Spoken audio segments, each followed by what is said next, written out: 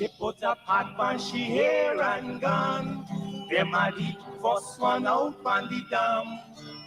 Basket on she head, bucket in each hand. Hold up on she frack, I wanna she grandson. To the market, them a go.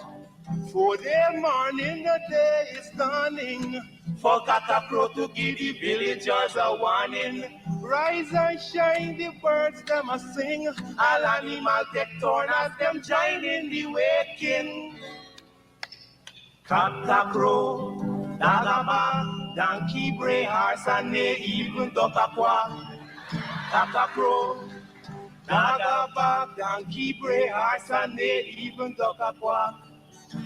Come and hear this sweet story that tell the people about life in the country. Come and listen to the sweet story that tell the people about life in this country.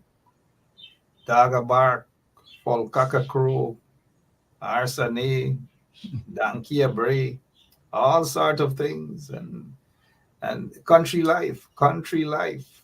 I mean, sometimes when I reminisce with some friends from the quarantine, whether it's Philippi, Kildonan, Wim Village, Tarlagy, Evesham, Epsom, Kilmarnock, Cromarty, Wellington Park, Tarlagy, all these things. People, and some people call me, they say, Mark, how you remember all them name of them villages that on the quarantine by? How you able to do that?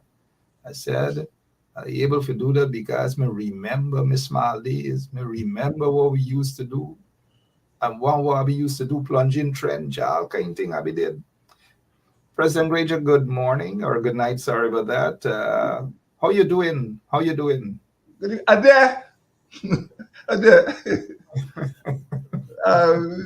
I'm very, when I hear your theme song for this program, it really is very nostalgic. It is very appropriate, not only for the program that we are discussing tonight, but it's really appropriate for all Guyanese to understand that the countryside is not some back dam, it's not some backward part. It is part of our living culture. And I'm very happy with your selection of that theme song. And it is always an enjoyable experience to be on this program every week and to communicate with other Guyanese, not only about political and economic matters, but cultural matters. And what is more important to culture than the way we communicate with one another, the way we speak to one another? This is how this is dark. Well, I'm glad that you're there because I was just about to tell you that I dare too. I dare. And no matter what they do to we, I still there. No matter what they try to sweet talk I still there. No matter what the propaganda, I still there. And I watching them, all kind of thing they're trying. They might try all kind of thing. They might try with 200 this and 200 that. But I there too. I there. I hope when I ask you for a raise, you're still there. No. This when I go shut my door because me in there. Me gonna back down. Me there back down. Daddy gonna back. I bet you don't know that one. Daddy gonna back.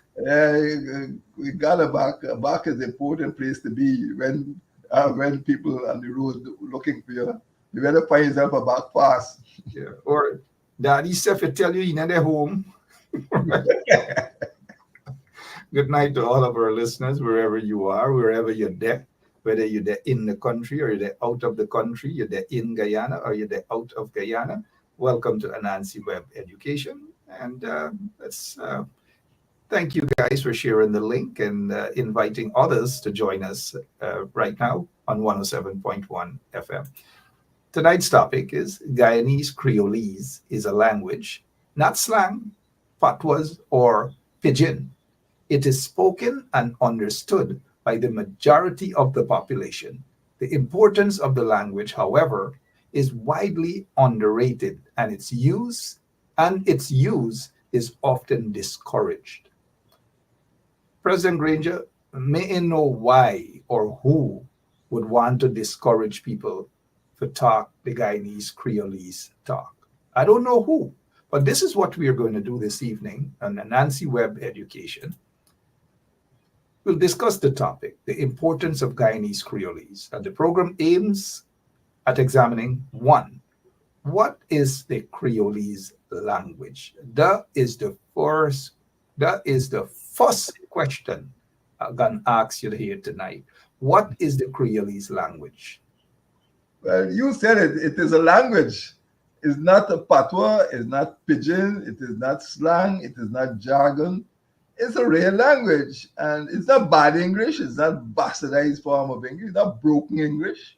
It's a real language, and it is the language that the majority of people in this country speak and understand. Even if some people, for different reasons that we may discuss later in the program, choose not to speak Creolese, they understand quite well. It is a language that we learn, in the cradle.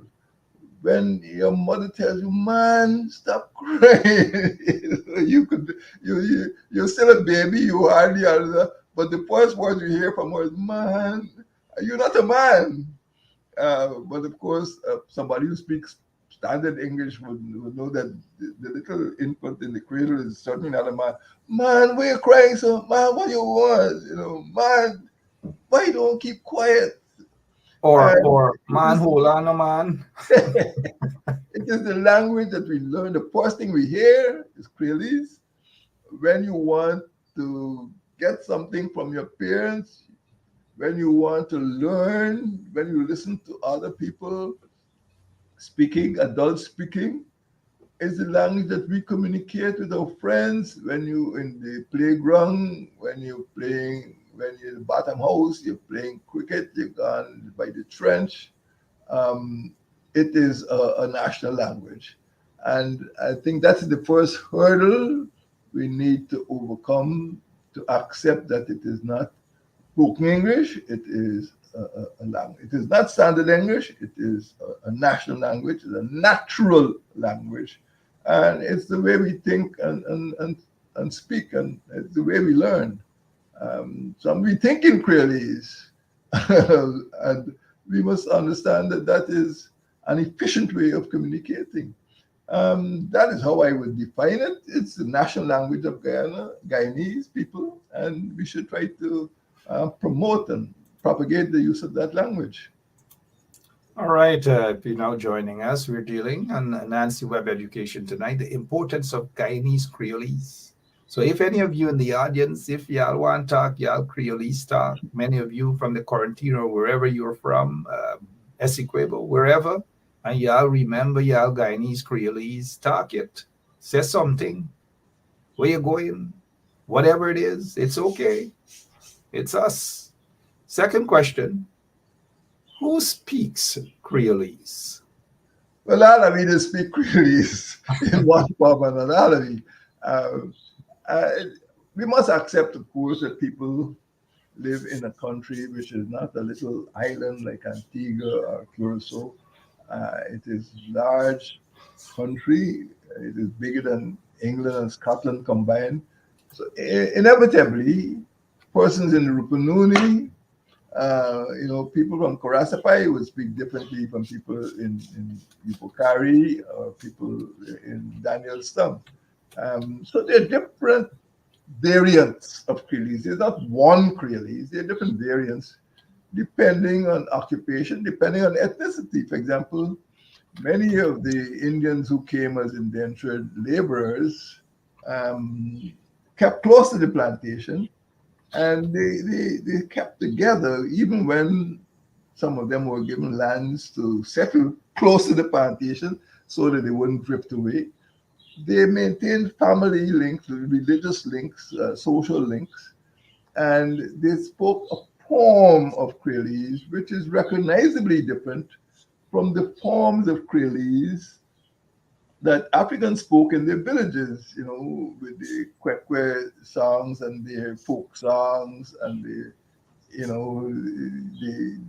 food stuff that or the names of the food stuff that they brought from Africa, like fufu, and the types of animals they dealt with. And so you had a typical African Guyanese Creolese, and then you have typical Indian Guyanese Creolese. And of course, there are 9 indigenous tribal groups in the hinterland, and they don't all share the same language, and they may have vastly different cultural experiences. I mean, most of the uh, indigenous people in the coastland seem to be of Lokono or Arawak extraction. Maruka is the largest indigenous village in the country. And when we use words like Toshao, I mean, the words were not immediately accepted by, say, the Waiwai or the Wapishana or the Makushi, because maybe it is a Lokono word. When I was in office, I used the word Benab, which is basically African of Lokono or Arawak extraction. So you find differences among, when you ask who speaks Creolese, there are differences in the Creolese spoken by some indigenous people, there are differences in the Creolese spoken by some African people, and the differences in the Creolese spoken by Indian people. So there is a common marketplace of words where people can communicate and understand one another, but there are still differences. So all of us speak a form of Creolese, or most of it, 96% of us speak a form of Creolese, literally from the time we could speak.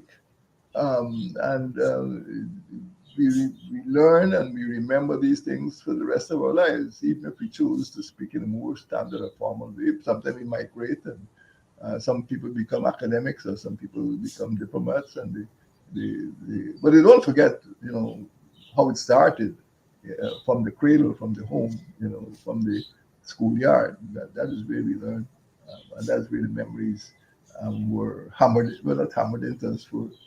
That's where we were inculcated, and that stays with us for the rest of our lives. We all speak a form of Creolese. We all understand a form of Creolese. I don't think I've ever met a Guyanese who does not understand Creolese. He or she may choose not to speak Creolese, but it is our language, it's our national language. Thank you so much. Like on the quarantine, say, where you do, boy?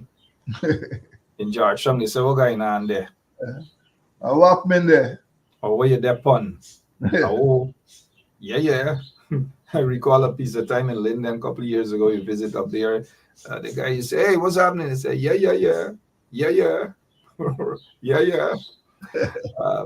This piece of video I stumbled on. I just want a little 30 seconds of it. Creolese, and compliments of this wee story got melody.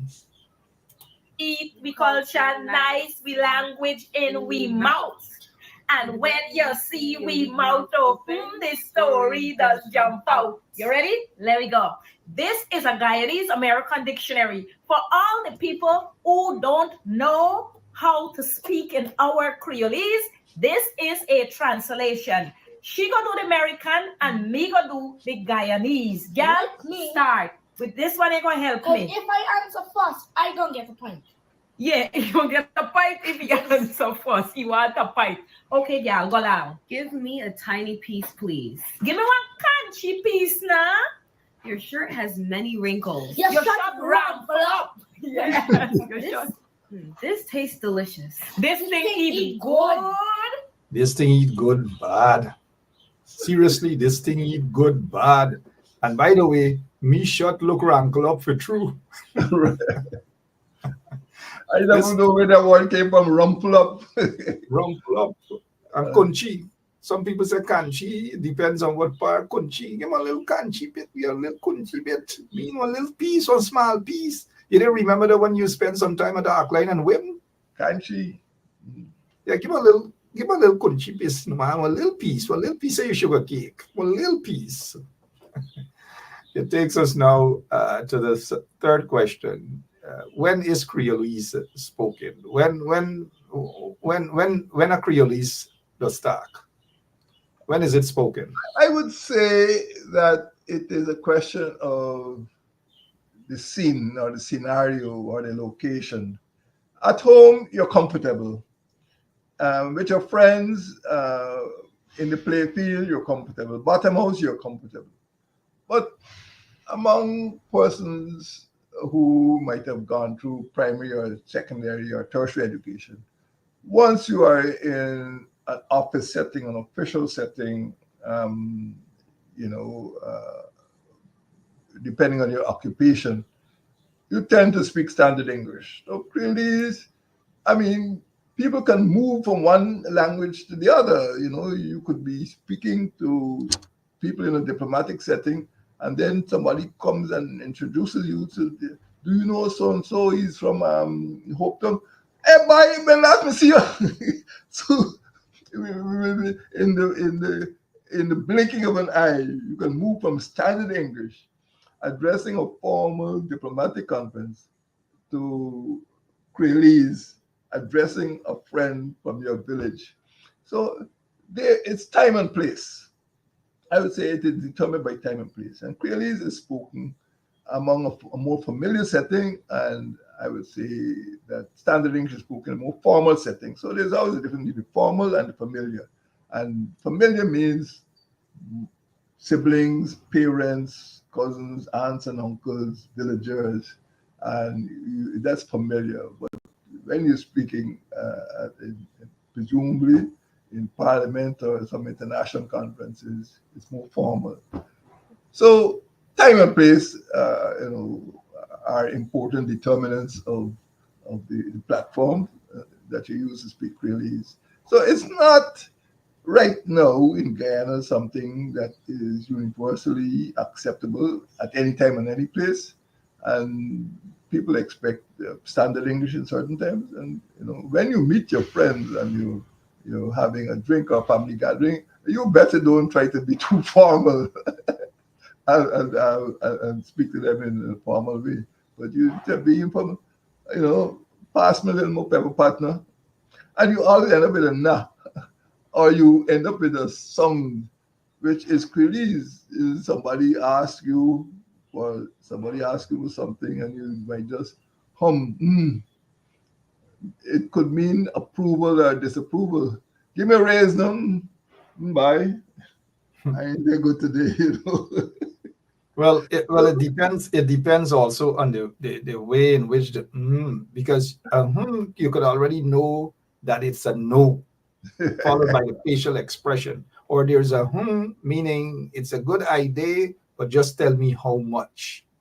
And so once you read into I can't walk by, as opposed to I'm gonna think about it.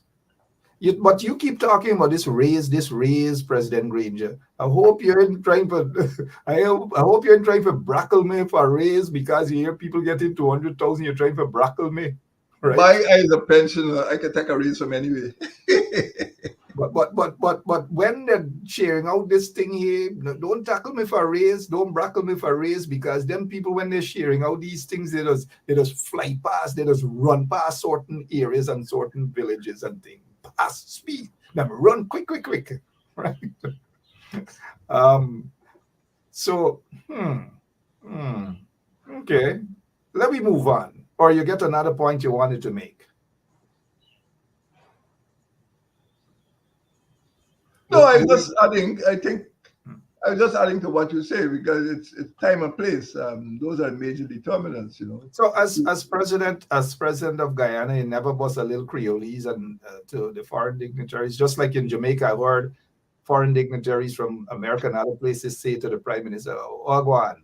Now, when you're presenting letters of credence, you have to speak in a way that could be reported in the international community, because every diplomat, I don't want to use the word spy, but every diplomat has to go back to his home country and report. And the report must be in a form of language that is easily understood by his home country. Definitely, when I go among Guyanese, particularly in rural areas and some parts of the urban areas, I can speak in Creolese. I can speak in language that they understand. I always try to speak in language that people understand. Some people think that I'm just a city person, but no. Much of my campaigning and my outreaches were in rural areas. in East Berbice and West Berbice and East Demerara and current and in Essequibo Coast, Region 2. And in the hinterland, hinterland was more challenging because many of the older persons in indigenous communities only learned English as adults. Their natural language, was, for want of a better expression, a tribal language. And it is prudent for campaigners to have a native speaker in order to reduce standard English to the local Amerindian language. So if you're speaking in Region 8, you better get somebody who can communicate in Patamona. Or if you're speaking in Region 9, you're talking about Makushi or Wapishan. If you're in the Deep South, the real Deep South, not the newspaper Deep South, you have to speak YY. And so it goes that it depends on the location, and definitely among older persons, the tribal language is more easily understood. And definitely as a president and when I was campaigning, I had to be able to speak Creolese. I had to speak Creolese, and for the 9 indigenous languages which I did not know, although I did pick up a few words here and there. From going into Upper Mazuli and speaking to people. But definitely, you have to be bilingual. You have to speak formally in accordance with the law and international relations, and you have to speak Creolese in accordance with the culture of the people in those communities. Absolutely. Yeah. Thank you so much, dear President Grayson. Good night to all of you. Creolese night. If you know your Creolese, you could put a couple of that in the audience there and become familiarized again. Bring you back to your roots. You did mention earlier, President Granger, about Indian Creolese and African Creolese and so forth. And many of us who grew up under quarantine will be familiar with the Indian Creolese, Abidis, then Ayudis, and Ayudis, and Abidis, and so forth. One of the songs, though, in Creolese is, and I recall growing up, it's O Maninja, Kina Kwata, Raisa Planta Farm, Shoga Dera Shap Megala, Wayo Mina Tal. Simply means that O Maninja, Kina Kwata, people are crying out, things there are sharp. Oh, things there are sharp. I'm not sure if you know the song? No, I don't know.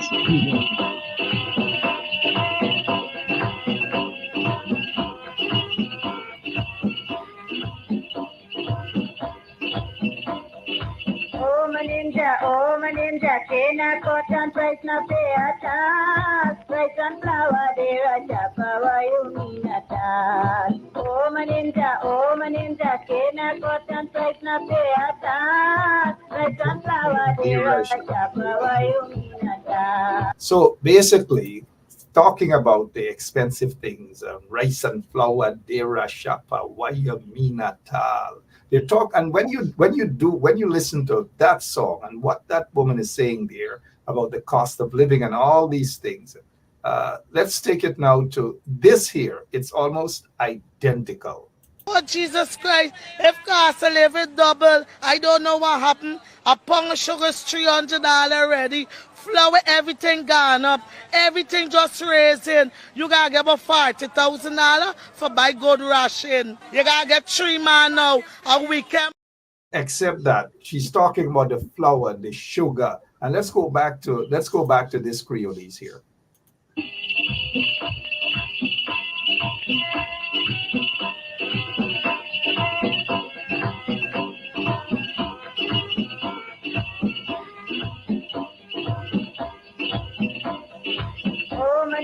Oh maninja, kena cotton price na peata, price and flower dera chapa wayuminata. Oh maninja, kena cotton price na peata, price and flower dera chapa wayuminata. Same thing. Cost of living, rice gone up, sugar gone up, this gone up, Same thing from the chutney, sugar, rice and flour, sugar, dera, a shopper. Why you mean at all?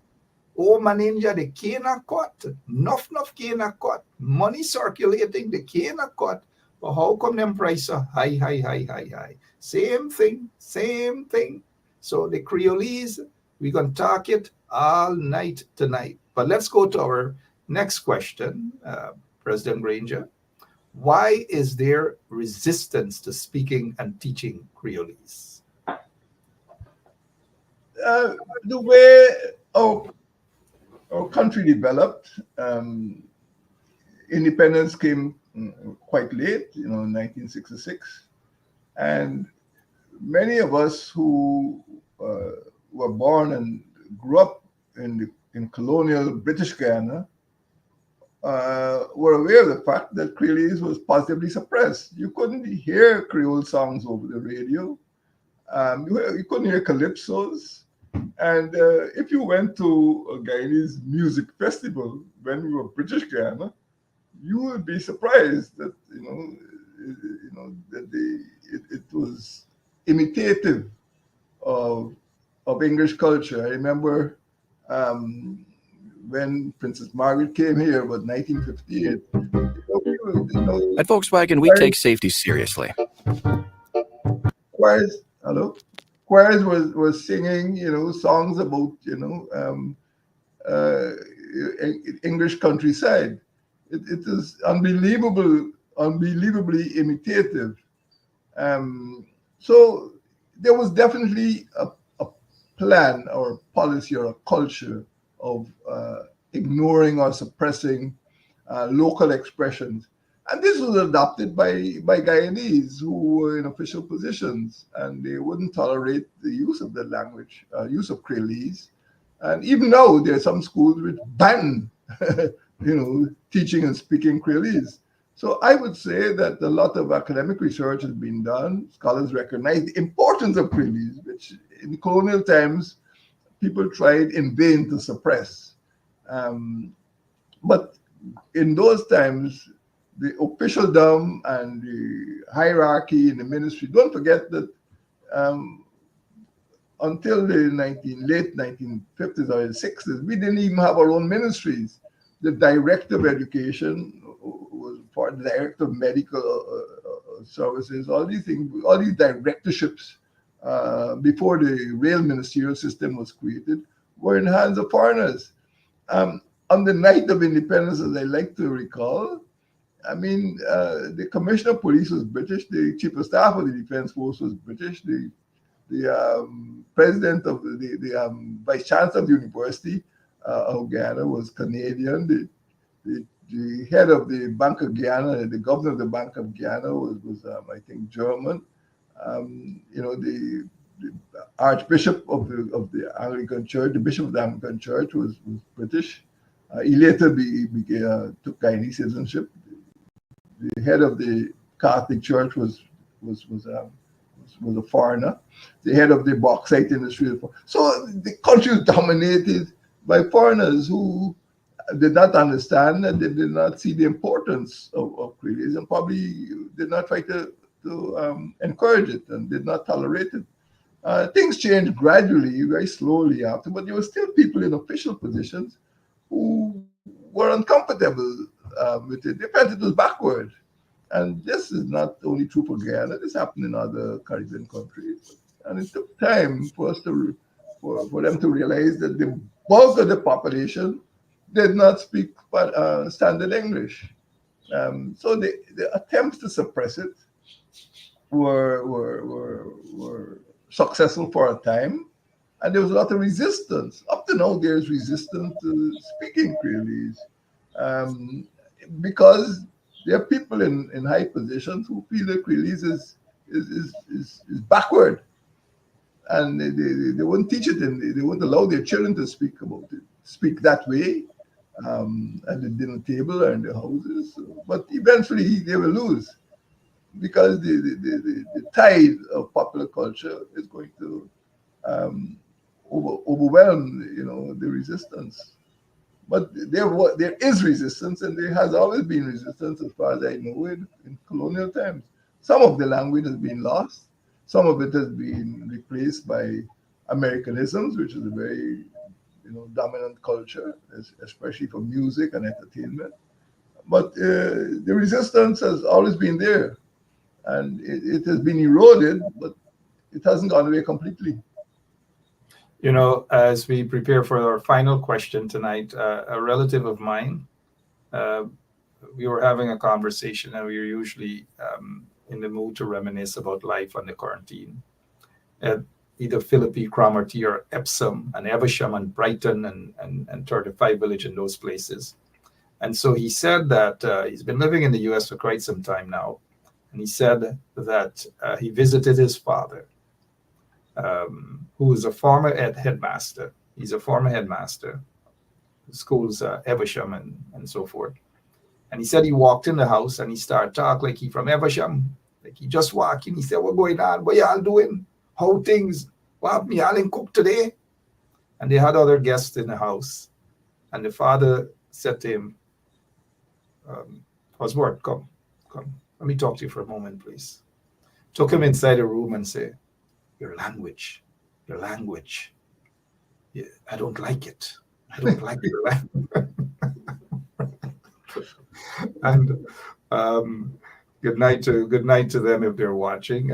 Osbert and his family. Good night, Uncle Aubrey. Good night to all of you guys. Austin, say your language. And Uncle Aubrey has always been like that. You go around Uncle Aubrey, you've got to be proper. He would allow 1 and 2 words to slip by in Creolese, but the way his son behaved, he said, "No, don't talk like that. Don't talk." So, but there has been some restriction, especially from the older folks, that you got to speak proper. You can't say sit down, or come here. It's not just it's resistance. Or what going on? What do you mean? What going on? Is that how you speak in this house? What going on? You're from the road? A banner? What you depon? Depon your medi. So it's also the Indian Creolese and the African Creolese. I'm not sure. Let's go back to this here. Let me see if you know this particular one. This was sending a message, in my opinion. And in Creolese, this is what the lady was singing then. This ain't a long time, this ain't a long time, this not a before time. This ain't a long time, this ain't a long time, this not a before time. Y'all understand that? Yeah, this time a long time. This time a long time. And the African Creolese now is not like long time, Now is not like long time. Don't come with them stupidness. Now is not like long time. People get enough sense. By the way, when I see you again, President Granger, please remind me, I want to see your barn paper. I'll bring my birth certificate. Barn paper. You can bring your board certificate, but I want to see your barn paper. All right, guys, President Granger, our final question for tonight is, how effective is the effort to extend the use of Creolese? The answer is simple. I think it is struggling. I know that academics at the University of Ghana and academics in the diaspora have done a lot of work over the decades.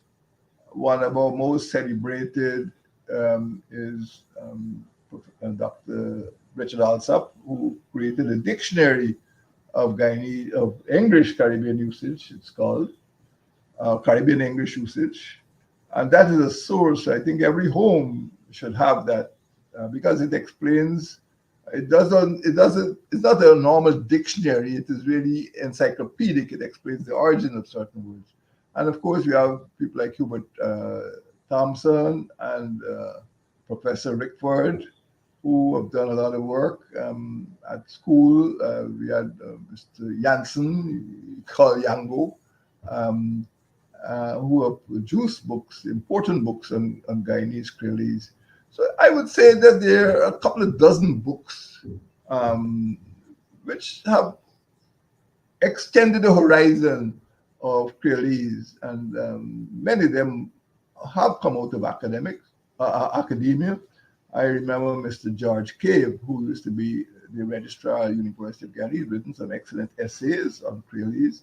Ali Hussein, again from University of Ghana, is continuing that tradition. I don't know everybody in the field now, so I don't like to call names. People may feel that they're being left out. But I think University of Ghana has to be credited with a tremendous amount of effort. But again, the diaspora, Dr. Alsop, migrated to Barbados, but his wife has carried on the work. Not only in Ghana, but also in the Caribbean. Professor Rickford and other folk festivals have contributed to the continued use of Creolese. I would say that the effort has not been successful, and it needs a little more push by the government and by civil society. And we can do much more, we can do better to make sure that our children are educated in Creolese, in a language that they understand, and I think we'd have a better educated generation of Guyanese if we use Creolese much more than as at present. So I think I would like to confirm that there should be an increase in the effort to extend the use of Creolese.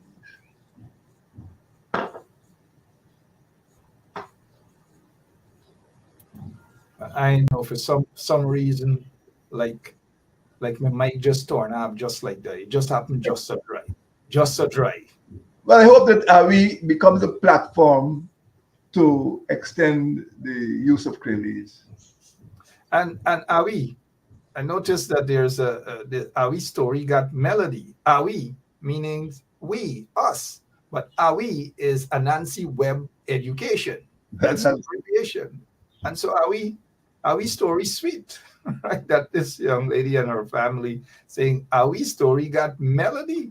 But here I want to do, because this story so sweet and this discussion so sweet, like I want to come off. But I guess some work to do. So we're gonna come off, we're gonna put this, and I hope we come back to this Creolese talk sometime soon, Mr. Gray. We're gonna come back. We're gonna come back. We shall return. Are we gonna come back? Are we gonna come back? Are we gonna come back, or are we, or Abi? Same thing. Are we gonna come back? Are we this? Are we this? Are you this? Are we this? By the way, I didn't even say hi to our farmer first lady. How's she doing? She's okay. She's not in the studio. She about. She's not about. She gone. But she's there. She's there wrong.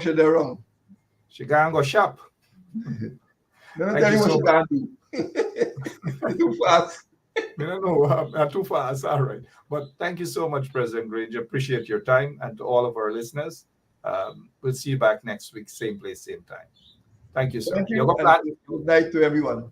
You go plant your garden now. You go plant.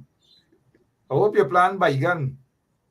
I hope you plant bygone. Tomato man. You're tomato man. Oh, I know some people from quarantine, them a dance man. Thank you so much. Appreciate your time, sir. Good night. God bless. All right, and we'll see you back same place, same time next week, right here on 107.1 FM. We culture nice, we language in we mouth. And when you see we mouth open, this story does jump out. You ready? Let me go. This is a Guyanese American dictionary for all the people who don't know how to speak in our Creolese. This is a translation. She gonna do the American and me gonna do the Guyanese. Girl, start. With this one, they gonna help me. If I answer first, I gonna get a point. Yeah, you gonna get a point if you answer first. You want a point. Okay, girl, go down. Give me a tiny piece, please. Give me one country piece now. Your shirt has many wrinkles. Your Your shirt shirt rumpled up. Yes. Your This, shirt. this tastes delicious. This thing eat is good.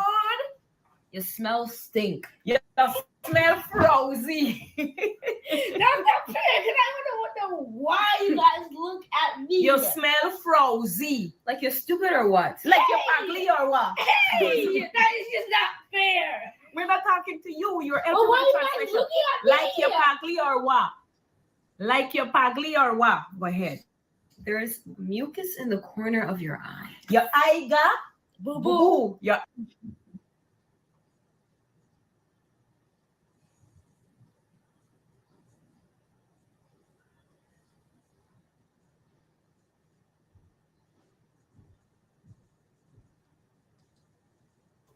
Oh, the mic was muted again. I know.